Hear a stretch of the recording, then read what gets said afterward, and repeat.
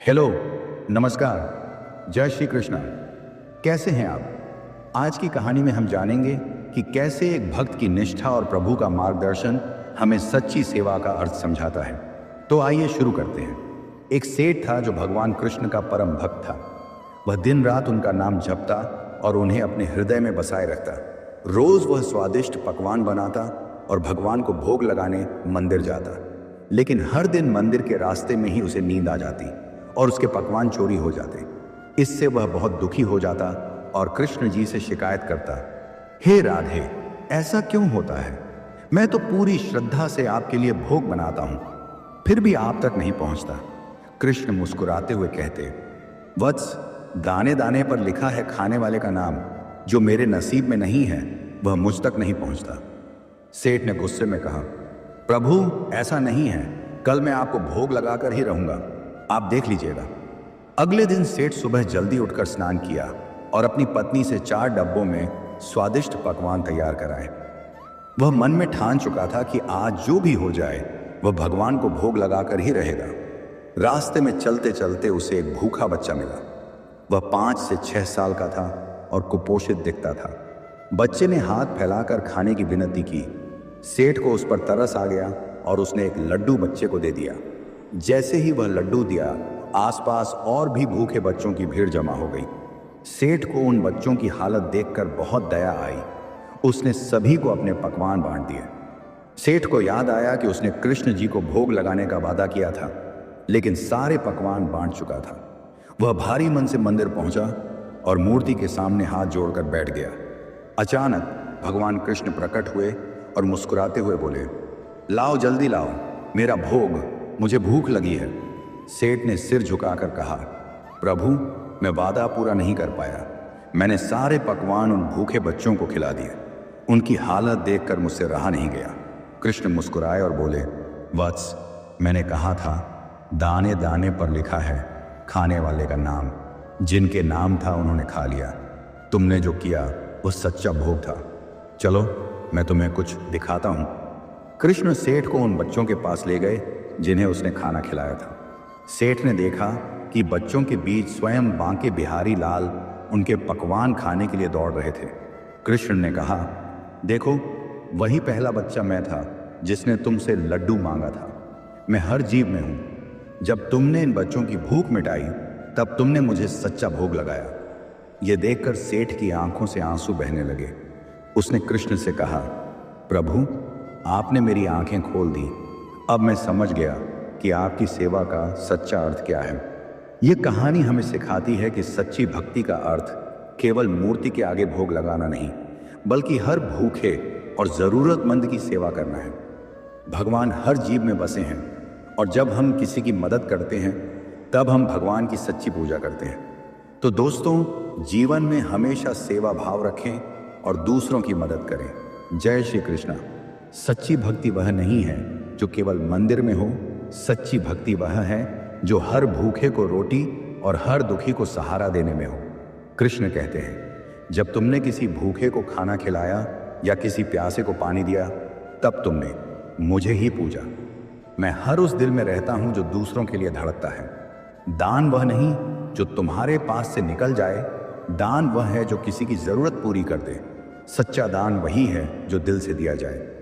भगवान को ढूंढने के लिए दूर मत जाओ, वह हर चेहरे में छिपे हैं।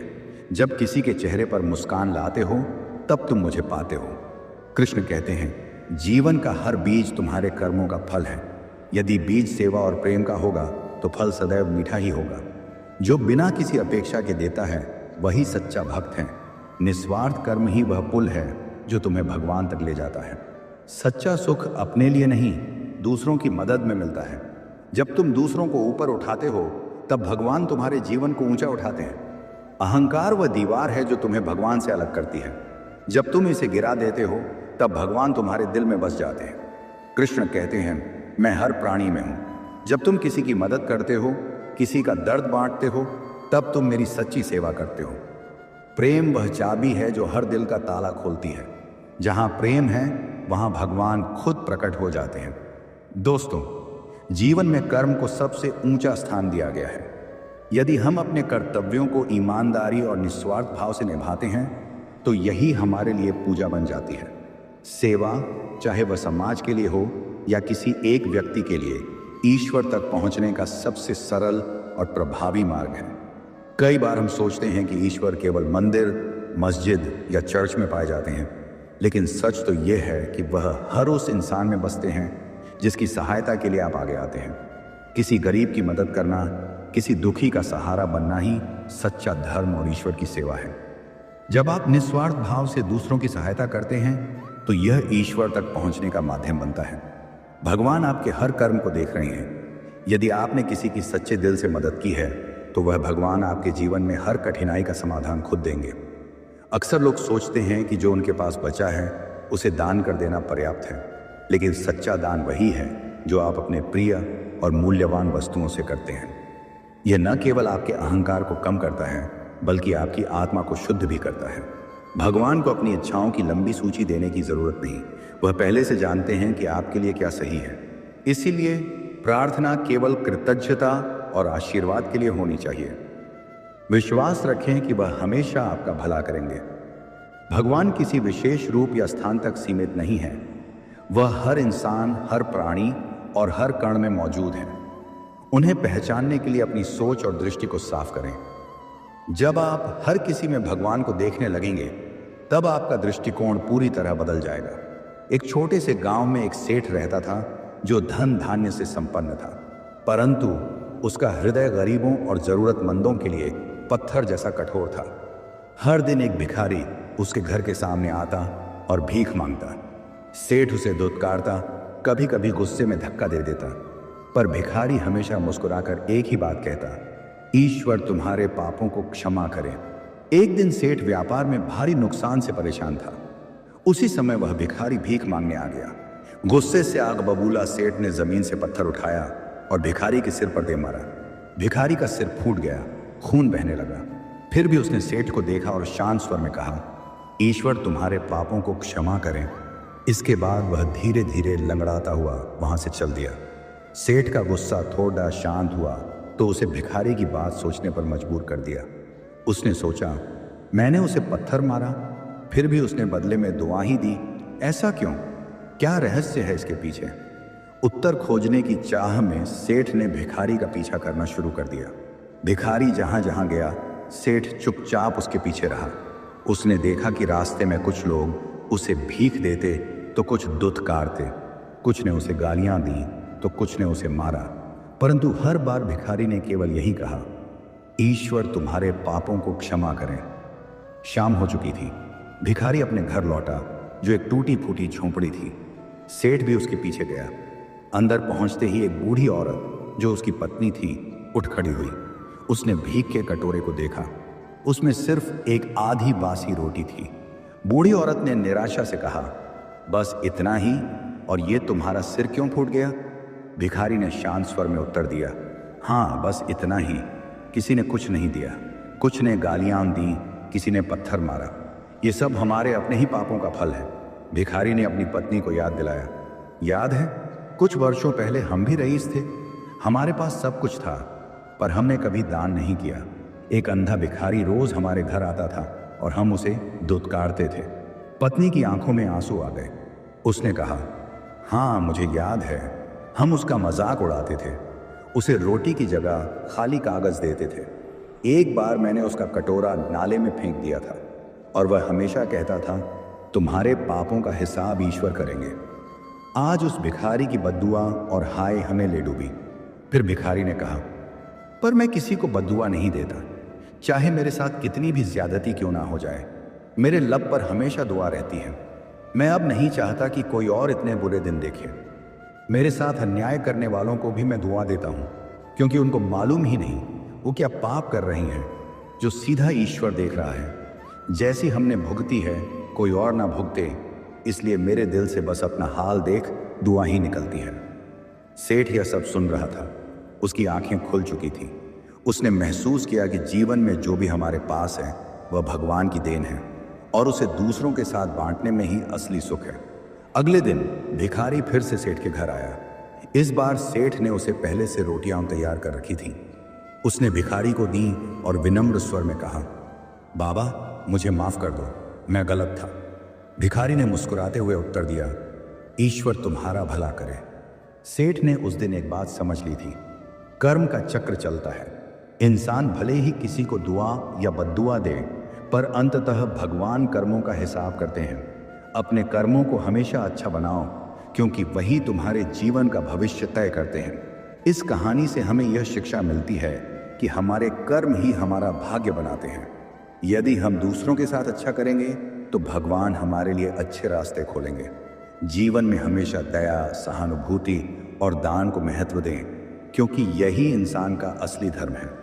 कर्म का चक्र हमेशा चलता है, जो आज बोओगे वही कल काटोगे। जीवन में हमारे किए गए हर अच्छे या बुरे काम का फल हमें अवश्य मिलता है। इसलिए हमेशा अच्छे कर्म करो, क्योंकि यही भविष्य में तुम्हारे साथ होगा। ईश्वर के न्याय में देर हो सकती है, पर अंधेर नहीं। भगवान हर व्यक्ति के कर्मों का हिसाब रखते हैं। यदि आज न्याय नहीं दिख रहा है तो विश्वास रखो, सही समय पर हर कर्म का उचित परिणाम अवश्य मिलेगा। जो दया करता है उसे ईश्वर सहारा देता है। दया, करुणा और प्रेम से भरा हृदय भगवान के सबसे करीब होता है। जब आप किसी की मदद करते हैं तो ईश्वर खुद आपकी रक्षा करते हैं। दूसरों पर पत्थर फेंकने से पहले ये सोचो, तुमने कौन से फूल उगाए हैं। किसी को दोष देने या चोट पहुंचाने से पहले अपने कर्मों पर ध्यान दो। यदि आपने किसी के लिए अच्छा नहीं किया है तो आप दूसरों से अच्छाई की उम्मीद कैसे कर सकते हो। दुआएं उस पानी की तरह होती हैं जो प्यासे की आत्मा तक पहुंचती हैं। किसी को दी गई सच्ची दुआ जीवन का सबसे बड़ा वरदान होती है। जब आप दूसरों के लिए अच्छे विचार रखते हैं तो आपका जीवन भी आनंदित होता है। बुरे दिन भगवान की ओर से भेजे गए शिक्षक हैं जो हमें अच्छे कर्मों की राह दिखाते हैं। कठिनाइयां हमारे जीवन में सुधार और समझदारी लाने के लिए आती हैं। इनसे घबराने के बजाय इन्हें सीखने का अवसर मानें। दान की कीमत नहीं, भावना देखी जाती है। भगवान को आपकी चीज़ों का मोल नहीं, बल्कि आपके दिल की करुणा चाहिए। भले ही आप छोटी चीज़ दान करें, पर उसे प्रेम और सच्चाई से दें। जो आज दूसरों को देते हो वह कल भगवान हमें लौटाते हैं।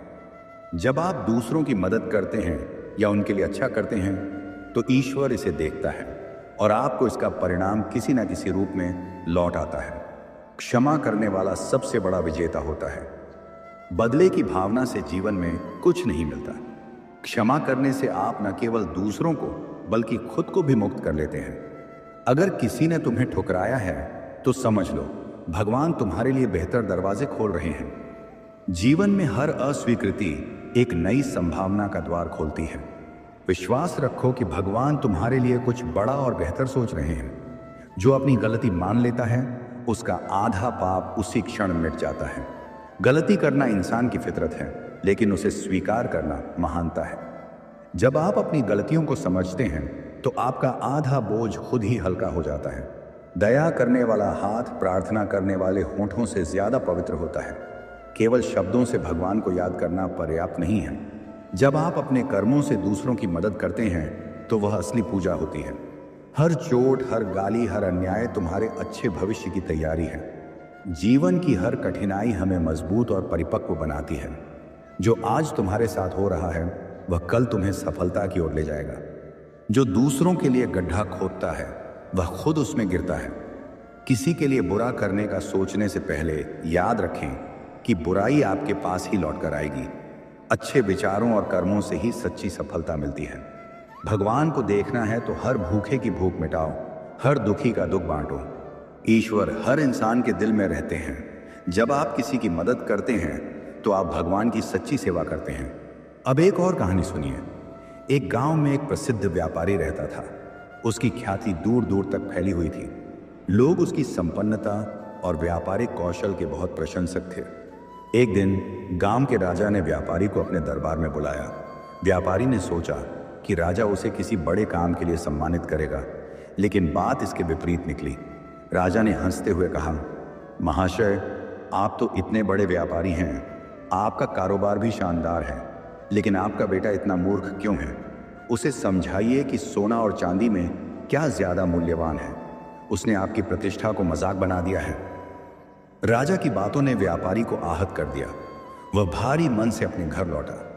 घर पहुंचकर व्यापारी ने अपने बेटे से पूछा, बेटा, राजा ने कहा कि तुम्हें सोने और चांदी की कद्र तक नहीं पता। तुम बताओ, इन दोनों में ज्यादा मूल्यवान क्या है? बेटे ने बिना समय गंवाए उत्तर दिया, सोना। पिता ने हैरानी से पूछा, अगर तुम्हें पता है कि सोना चांदी से ज्यादा मूल्यवान है तो राजा ने ऐसा क्यों कहा? उसने सबके सामने मेरी खिल्ली उड़ाई। लड़के को बात समझ में आ गई। उसने कहा, पिताजी, मैं आपको बताता हूँ। राजा गांव के पास एक खुला दरबार लगाते हैं जिसमें सभी प्रतिष्ठित लोग शामिल होते हैं। जब मैं स्कूल के लिए निकलता हूँ, राजा मुझे बुला लेते हैं। उनके हाथ में एक तरफ सोने का सिक्का और दूसरी तरफ चांदी का सिक्का होता है। वे कहते हैं कि इनमें से जो ज्यादा मूल्यवान है उसे चुन लो, और मैं हर बार चांदी का सिक्का उठा लेता हूँ। इस पर दरबार में सब लोग खूब हंसते हैं और मुझे मूर्ख कहते हैं। पिता नाराज होकर बोले, अगर तुम्हें पता है कि सोना ज्यादा मूल्यवान है तो फिर तुम चांदी का सिक्का क्यों उठाते हो? तुम अपनी ही नहीं, मेरी भी बेइज्जती कराते हो। बेटा मुस्कुराया और अपने पिता का हाथ पकड़कर घर के भीतर ले गया। उसने एक कपाट खोला और उसमें रखी एक पेटी दिखाई। पेटी में चांदी के सिक्के भरे हुए थे। बेटा बोला, पिताजी, जिस दिन मैंने सोने का सिक्का उठा लिया उस दिन यह खेल खत्म हो जाएगा। राजा और दरबार के लोग मुझे मूर्ख समझकर मजा लेते हैं तो लेने दीजिए, लेकिन जब तक यह खेल चलता रहेगा मेरे पास चांदी के सिक्कों की गिनती बढ़ती जाएगी। पिता ये सुनकर हैरान रह गए। उन्होंने पूछा, लेकिन तुम ऐसा क्यों करते हो? बेटे ने समझाते हुए कहा, पिताजी, बुद्धिमानी यह नहीं है कि आप हर मौके पर अपनी समझदारी दिखाएं। असली समझदारी यह है कि आप हर मौके का सही लाभ उठाएं। वे मुझे मूर्ख समझते हैं, लेकिन असल में मैं ही सबसे बड़ा लाभ उठा रहा हूं। मूर्ख दिखना अलग बात है और वास्तव में मूर्ख होना अलग। इस कहानी से हमें यह समझ में आता है कि हर अवसर को अपने लाभ में बदलना ही असली चतुराई है। जीवन में मौके सबको मिलते हैं, फर्क बस इतना है कि कुछ लोग पानी में चलकर लौट आते हैं, कुछ मछलियां पकड़ते हैं और कुछ समुद्र से मोती निकाल लाते हैं। दोस्तों, बुद्धिमानी दिखाने की जगह बुद्धिमानी से काम करना ज्यादा जरूरी है। दुनिया को दिखाने के लिए समझदार बनने की जरूरत नहीं है। असली समझदारी तब है जब आप अपने काम से चुपचाप फायदा उठा लें, छोटे लाभ का त्याग करके लंबे सफलता पर ध्यान दें। यदि वह लड़का केवल एक सोने का सिक्का उठा लेता तो यह खेल वहीं खत्म हो जाता, लेकिन उसने छोटे छोटे चांदी के सिक्कों से बड़ा धन इकट्ठा कर लिया। दिखावा मत करो, नतीजे पर ध्यान दो। दुनिया को मूर्ख समझने दीजिए, असली खेल परिणामों से होता है। जो लोग परिणाम देते हैं वे ही सच्चे विजेता होते हैं। इस तरह की कहानियां प्रेरणा देती हैं कि केवल चतुराई दिखाने से नहीं बल्कि समझदारी से काम करने से ही सफलता मिलती है। बुद्धिमान वही है जो मौके का सही उपयोग करे, दिखावे का नहीं। जीवन में समझदारी दिखाने से ज्यादा जरूरी है उसे सही समय पर इस्तेमाल करना। छोटी छोटी चांदी के सिक्कों की तरह छोटे अवसर भी बड़ा खजाना बना सकते हैं। हर छोटी चीज को महत्व दें, क्योंकि वही भविष्य में बड़ा परिणाम देती है। मूर्ख वही बनता है जो दिखावे की दौड़ में खुद को खो देता है। अपने लाभ पर ध्यान दें, दूसरों की सोच पर नहीं। जो आपको मूर्ख समझते हैं उनके सामने चतुराई दिखाने की जरूरत नहीं। अपने काम से उन्हें जवाब दें। काम बोलता है, शब्द नहीं। हर अवसर सोने की तरह कीमती नहीं दिखता, पर उसे चांदी समझकर भी नजरअंदाज मत करो। हर छोटा मौका आपके भविष्य का आधार हो सकता है। दिखावा करना अल्पकालिक लाभ देता है, पर बुद्धिमानी से काम करना दीर्घकालिक सफलता दिलाता है। धैर्य रखें, सही समय पर सही निर्णय लें। दुनिया आपको जैसे भी समझे, अंत में आपकी सफलता ही सबका जवाब बनती है। खुद पर विश्वास रखें, दूसरों के मत पर नहीं। जीवन एक समुद्र की तरह है। कुछ लोग सिर्फ किनारों पर खेलते हैं, कुछ मछलियां पकड़ते हैं और कुछ गहरे जाकर मोती निकालते हैं। आप किस प्रकार आगे बढ़ना चाहते हैं, यह केवल आपकी सोच पर निर्भर करता है। सच्ची चतुराई यह है कि लोग आपको जो समझते हैं उससे कहीं अधिक आप हो। अपनी क्षमता को दुनिया के सामने साबित करने की जल्दबाजी मत करें। खेल का अंत तभी होता है जब आप दूसरों को अपनी चाल समझा देते हैं। रहस्यमय बने रहें और चुपचाप अपनी जीत की तैयारी करें। विचारशील व्यक्ति भविष्य के लिए बीज बोता है, न कि वर्तमान में फसल काटने की जल्दी करता है। हर दिन के छोटे प्रयास ही आपको बड़ी सफलता की ओर ले जाते हैं। जीवन में वही लोग जीतते हैं जो हर हार को सीखने का मौका मानते हैं। ये वचन जीवन के हर पहलू में हमें धैर्य, चतुराई और सही निर्णय लेने की प्रेरणा देते हैं। एक समय की बात है, एक राजा बहुत दिनों से पुत्र प्राप्ति की इच्छा रखता था, लेकिन उसकी ये तमन्ना पूरी नहीं हो रही थी। कई उपाय किए, कई धार्मिक अनुष्ठान किए, लेकिन कोई फायदा नहीं हुआ। अंत में उसके सलाहकारों ने उसे सुझाव दिया कि किसी तांत्रिक की मदद ली जाए। तांत्रिक ने उपाय सुझाया कि अगर एक बच्चे की बलि दी जाए तो राजा को पुत्र की प्राप्ति हो सकती है। यह सुनकर राजा ने पूरे राज्य में घोषणा करवा दी कि जो कोई भी अपना बच्चा बलि के लिए देगा, उसे राजा की ओर से बहुत सारा धन दिया जाएगा। राज्य के एक गरीब परिवार में कई बच्चे थे। उनमें से एक बच्चा ऐसा था जो दिन रात ईश्वर का नाम जपता था और संतों के सत्संग में अधिक समय बिताता था। उसे देखकर परिवार के लोग सोचते थे कि यह बच्चा किसी काम का नहीं है, न घर के कामों में मदद करता है और न ही कोई अन्य उपयोगी कार्य करता है। परिवार को राजा की घोषणा का पता चला और उन्हें लगा कि इस बच्चे को राजा को सौंप देने से उनकी गरीबी दूर हो सकती है। आखिरकार लालच में आकर परिवार ने उस बच्चे को राजा के पास भेज दिया। राजा के तांत्रिकों ने बच्चे की बलि की पूरी तैयारी कर ली।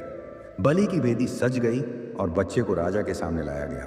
तांत्रिकों ने उससे पूछा, तुम्हारी आखिरी इच्छा क्या है?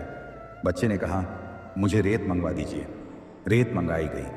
बच्चे ने रेत से 4 छोटी छोटी ढेरियां बनाई।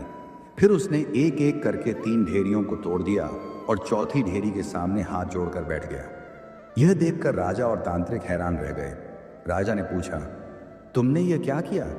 इन ढेरियों को तोड़ने और आखिरी के सामने हाथ जोड़ने का क्या मतलब है? बच्चे ने शांति से कहा, पहली ढेरी मेरे माता पिता की थी। माता पिता का धर्म है कि वे अपने बच्चों की रक्षा करें, लेकिन उन्होंने लालच में आकर मुझे बेच दिया, इसलिए मैंने यह ढेरी तोड़ दी। दूसरी ढेरी मेरे रिश्तेदारों की थी। सगे संबंधी भी मेरी रक्षा कर सकते थे, लेकिन उन्होंने मेरे माता पिता को समझाने की कोशिश नहीं की, इसलिए यह ढेरी भी मैंने तोड़ दी। तीसरी ढेरी आपकी थी राजा। राजा का कर्तव्य है कि वह अपनी प्रजा की रक्षा करे, लेकिन आप ही मेरी बलि देने जा रहे हैं, इसलिए मैंने यह ढेरी भी तोड़ दी। अब केवल चौथी ढेरी बची है, जो मेरे सद्गुरु और ईश्वर की है। मुझे पूरा विश्वास है कि वही मेरी रक्षा करेंगे। राजा का हृदय परिवर्तन बच्चे की बात सुनकर तांत्रिक डर गए और राजा भी स्तब्ध रह गया। राजा सोचने लगा, इस बच्चे में इतनी समझदारी और ईश्वर पर इतना विश्वास है, तो इसे बलि देकर भी पता नहीं पुत्र प्राप्ति होगी या नहीं। राजा ने कहा, यह बच्चा इतना समझदार और ईश्वर का भक्त है, इससे बेहतर पुत्र मुझे कहाँ मिलेगा। उसने तुरंत बच्चे को गले लगा लिया और उसे अपना पुत्र मानते हुए राजकुमार घोषित कर दिया। जो लोग सच्चे मन से ईश्वर और अपने गुरु पर विश्वास रखते हैं, उनके साथ कभी भी अन्याय नहीं होता। सभी रिश्ते स्वार्थ से बंधे हो सकते हैं, लेकिन ईश्वर का सहारा ही सच्चा सहारा है। विश्वास, धैर्य और सत्य निष्ठा के बल पर बड़ी से बड़ी मुश्किल का हल निकाला जा सकता है। जीवन के हर संकट में एक ईश्वर ही हमारा साथ निभाते हैं, क्योंकि वही हमारे सच्चे रक्षक हैं। संसार में माता पिता, रिश्तेदार और राजा जैसे ताकतवर व्यक्ति भी आपके साथ धोखा कर सकते हैं, लेकिन ईश्वर और सद्गुरु का सहारा कभी विफल नहीं होता। उनका साथ सच्चा और स्थायी है। स्वार्थी रिश्ते टिकाऊ नहीं होते। जिन रिश्तों का आधार स्वार्थ होता है, वे संकट के समय साथ छोड़ देते हैं। सच्चे रिश्ते वही हैं जो कठिन समय में आपके साथ खड़े रहते हैं। धैर्य और विश्वास आपकी सबसे बड़ी ताकत है। हर मुश्किल परिस्थिति में धैर्य और विश्वास बनाए रखना ही असली ताकत है। जो व्यक्ति इन गुणों को अपने जीवन का आधार बनाता है, वह हर चुनौती का सामना कर सकता है। लालच रिश्तों को कमजोर करता है। लालच में आकर माता पिता ने अपने ही पुत्र को बेच दिया। यह दर्शाता है कि जब लालच हावी हो जाता है, तो इंसान अपने नैतिक कर्तव्यों को भूल जाता है। राजा हो या रंक, न्याय का अधिकार केवल ईश्वर का है। राजा जैसा शक्तिशाली व्यक्ति भी एक निर्दोष की बलि देकर अपने सुख की कामना करता था, लेकिन बच्चे की आस्था ने उसे यह समझा दिया कि सच्चा न्याय केवल ईश्वर ही कर सकते हैं। ईश्वर पर विश्वास चमत्कार लाता है। जब दुनिया में सभी दरवाजे बंद हो जाएं, तो ईश्वर का द्वार हमेशा खुला रहता है। ईश्वर पर अटूट विश्वास चमत्कार करने की शक्ति रखता है। संकट में नैतिकता और विश्वास न खोएं। बच्चा जानता था कि उसके साथ अन्याय हो रहा है, फिर भी उसने ईश्वर पर से अपना विश्वास नहीं खोया। उसकी यही आस्था उसे बचा लाई। सच्चाई की शक्ति सबसे बड़ी होती है। सत्य और धर्म के मार्ग पर चलने वाला व्यक्ति कभी हारता नहीं है। सत्य का प्रकाश भले देर से आए, लेकिन वह हर अंधकार को मिटा देता है। स्वार्थ और पाप का फल हमेशा बुरा होता है। जो लोग स्वार्थ में अंधे होकर दूसरों का नुकसान करते हैं, उन्हें एक दिन अपने पापों का फल जरूर भुगतना पड़ता है। शिक्षा और ईश्वर भक्ति जीवन को श्रेष्ठ बनाती है। जिस बच्चे को परिवार ने निकम्मा समझकर त्याग दिया, वही बच्चा अपनी शिक्षा, समझदारी और ईश्वर भक्ति के कारण राजा का प्रिय बन गया। यह साबित करता है कि सच्चा ज्ञान और भक्ति व्यक्ति को महान बनाते हैं। हर संकट में एक अवसर छिपा होता है। बच्चा बलि के लिए चुना गया, लेकिन उसने अपनी आस्था और साहस से इस संकट को अपने जीवन का सबसे बड़ा अवसर बना दिया। ईश्वर का न्याय अवश्य होता है। इस कहानी से यह सीखने को मिलता है कि चाहे कितनी भी अन्यायपूर्ण स्थिति हो, ईश्वर का न्याय हमेशा सही समय पर होता है। कठिनाइयों में डगमगाने वाले नहीं, बल्कि उन पर विश्वास रखने वाले ही सच्चे विजेता होते हैं। ईश्वर का सहारा लेकर अपने जीवन को श्रेष्ठ बनाएं। समय सबसे बड़ा शिक्षक है, जो बिना कुछ कहे हमें सिखा जाता है कि कौन हमारे साथ है और कौन नहीं। इसे कभी व्यर्थ न गंवाएं, क्योंकि एक बार खोया हुआ समय फिर कभी वापस नहीं आता। जो व्यक्ति समय की कीमत नहीं समझता, वह जीवन की सफलता से हमेशा दूर रहता है। हर क्षण को ऐसे जियो जैसे यह तुम्हारे जीवन का सबसे महत्वपूर्ण पल हो। सपने देखने से बड़ा कोई काम नहीं, लेकिन सपनों को पूरा करने के लिए उठाया गया पहला कदम ही सफलता की शुरुआत है। अपने लक्ष्य तक पहुंचने के लिए रास्ते बदल सकते हो, पर अपनी मेहनत और विश्वास को कभी मत बदलो। जब सब दरवाजे बंद हो जाएं, तब ईश्वर का दरवाजा सबसे बड़ा सहारा बनता है। आस्था वह दीपक है जो अंधेरे में भी राह दिखाता है। ईश्वर पर भरोसा रखो, क्योंकि वह हर उस चीज को सुनता है जो तुम्हारे दिल में छिपी होती है। वह न तुम्हें गिरने देगा, न हारने देगा। धैर्य वह कड़ी है जो सफलता को तुम्हारे जीवन से जोड़ती है। हर मुश्किल के बाद आसान रास्ता आता है, बस धैर्य रखना जरूरी है। आत्मविश्वास तुम्हारी सबसे बड़ी शक्ति है। जब दुनिया तुम्हें कमजोर कहे, तब खुद पर विश्वास करना ही तुम्हारी असली जीत है। कर्म से बड़ा कोई धर्म नहीं। जो अपने कर्म पर विश्वास रखता है, उसे सफलता खुद चलकर मिलती है। अच्छे कर्म करना एक दीपक जलाने जैसा है, जो सिर्फ तुम्हारे जीवन को ही नहीं, बल्कि दूसरों के जीवन को भी रोशन करता है। रिश्ते वही सच्चे हैं जो स्वार्थ से परे हों। सच्चे रिश्तों की पहचान मुश्किल समय में होती है। प्रेम किसी से कुछ पाने का नाम नहीं, बल्कि किसी के लिए अपना सब कुछ देने का नाम है। सच्चा प्रेम हमेशा जीवन को सुंदर बनाता है। सफलता तुम्हारे प्रयासों का परिणाम है, लेकिन असफलता तुम्हारे सीखने का पहला कदम है। असफलता से डरो मत, इससे अपनी प्रेरणा बनाओ। सफलता तक पहुंचने का रास्ता असफलताओं से होकर गुजरता है। जो हार नहीं मानता, वही असली विजेता है। सच्चाई वह सूरज है जिसे बादल छिपा सकते हैं, लेकिन मिटा नहीं सकते।